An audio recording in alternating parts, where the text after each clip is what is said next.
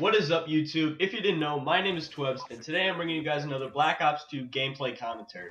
What you're going to be seeing in the background is kind of a funny, not really a funny gameplay, but I like this gameplay because I had an AGR on for really no apparent reason, but I got like, I don't know, it was like 5 or 6 AGRs, which is, I don't know, pretty wild, I think. I don't know why I had it on, like I said before, and I deserve to get sniped right there because I had terrible accuracy. But anyway, as you guys know, I listen to, like, mostly hip-hop, a lot of hip-hop. And I kind of have started to kind of group hip-hop, or, rap, into two kind of categories. Basically, the first category is mainstream sort of stuff.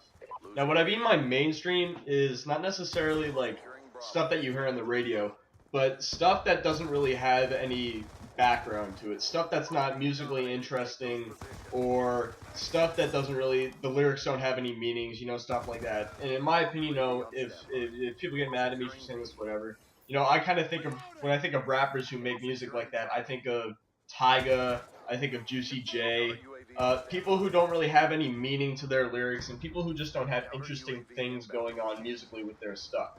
The other group is basically everybody else, and that's really the artists that I try to listen to. That's guys that can range from Kanye West, both lyrically and musically, to guys like Drake, who do stuff with melodies and harmonies that really sound good, to guys like Kendrick Lamar, who just spit bars and really talk about meaningful stuff. And I was kind of thinking about this the other day, and I started to realize that I don't think it's possible for white rappers to be in anything other than that last category I described. Now, what I mean by that is I don't think that white rappers can kind of just rap about the same sort of mainstream stuff that black rappers like Tyga or like Juicy J can rap about. So I was kind of thinking, well, does that really, is what I'm saying really true? Can white rappers really only be in that category? So I started to put the list together of the biggest white rappers that have taken off, that have really made a name for themselves, and tried to see if any of them actually fit into that first category that I described. So basically, when you want to start with white rappers, to me, you kind of go back to the Beastie Boys. And they don't fit in that, basic category. They were incredibly different for their time. They were loud, they were obnoxious. They used really interesting stuff musically for their beats. And it was just something that hip-hop hadn't really, had before. And they kind of had to be incredibly different to really break through, and that was something that they did. And they can't really fit into that category of, just basic stuff, not talking about anything relevant in their lyrics or having anything interesting musically going on. So next, to me, the next person that I thought of is the biggest white rapper of all time, obviously, which is Eminem. And when you talk about Eminem, like, I don't really need to talk about the fact that he doesn't fit into that basic mainstream category. Because if you know Eminem, he's brilliant lyricist, brilliant MC. He always had interesting stuff going on musically in his songs. And it's just not even up for, debate. He's arguably the top 5 MC of all time. So Eminem's not really one to talk about because, he obviously doesn't fit that mainstream group. So then I kept going and I started thinking about white rappers who have really made a name for themselves recently. So from there I came up with Mac Miller, who a lot of people would assume that, Mac Miller kind of fits that mold of like just basic rapper, because a lot of the stuff that he used to come out with wasn't really interesting, or wasn't really, that musically interesting, or it wasn't, the lyrics didn't have as much of a deep meaning. It was kind of just party music, kind of frat music, I guess you could say in a sense. But the stuff that he's put out really recently, and the stuff where he's really starting to make a niche for himself, is much more interesting. His flows are incredibly good. That's something that's always been a part. His lyrics have definitely upped in his latest project, which was Watching Movies with the Sound Off, which I recommend if you haven't listened to it already. But his lyrics definitely took a step up. But then his production, he produces a lot of his own stuff. The production that he has and the production that he chooses to put on his album is really interesting. It's really something kind of trippy, spacey. Obviously, like you're smoking, kind of like, smoking weed and stuff, which has always been his sort of thing. but it's really interesting to listen to, and he doesn't really fit that, sort of category of just mainstream rapper who's just rapping about, money and girls and stuff. Now, probably the most mainstream white rapper now, though, is obviously Macklemore. But he doesn't really fit that mold, though, because the stuff that he talks about in his lyrics is really deep. Like, Same Love is something that the rap community has never really heard of before, talking about gay marriage and gay rights. And his, a criticism of him is that he's overly passionate about everything.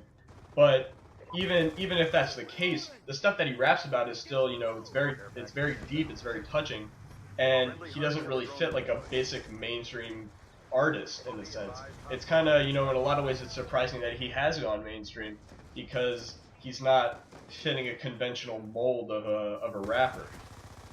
So he doesn't really fit that category either. Not to mention, Ryan Lewis's beats are very interesting musically, and he does well with. They do very well together. And then the last guy that I thought of who's starting to make a name for himself too is Action Bronson, who you guys may not know.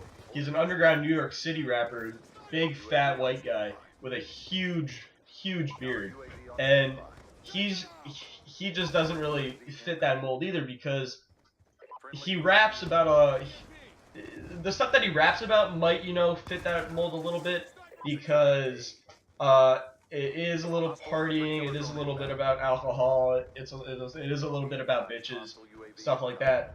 But his flows are very unique. His whole style of rapping is incredibly unique, and it's not basic in a way that like a Juicy J rap style is.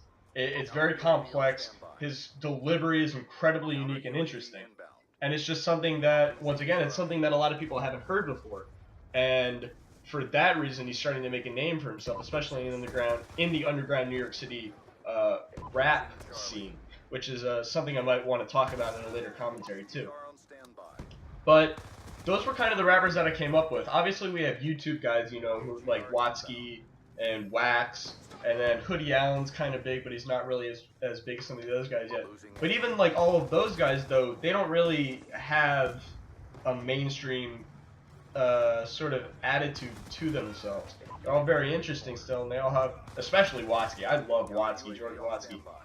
It's very different than other stuff that you hear, which makes me think that I don't know if it's possible for a white rapper to be able to fit a sort of mainstream mold that a black rapper can and kind of grow and develop as an artist off of it. The only person that kind of fits that mold as a white rapper right now is Riff Raff.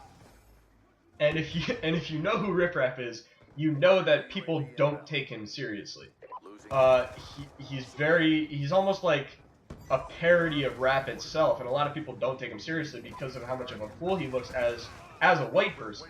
Which makes me think, if Riff Raff was black, would he be taken more seriously? Would his stuff get played on the radio? Now, I don't think so because his flows are incredibly weak.